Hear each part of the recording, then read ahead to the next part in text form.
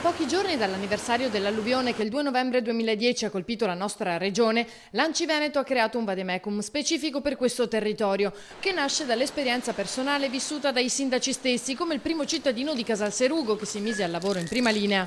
Ormai sono passati 6 anni dall'alluvione del 2010, devo dire che adesso Casalserugo è un paese più sicuro, è un paese in cui si vive bene. Nel frattempo si sono fatti degli interventi sul Bacchiglione, cosa di cui hanno beneficiato non solo naturalmente il mio comune ma i comuni dell'asta fluviale, e penso che i decenni in cui non si è fatto niente per i fiumi sono in parte recuperati, sono stati recuperati in questi anni. Ed è esperienze sul campo come questa che si è potuto stilare il vademecum.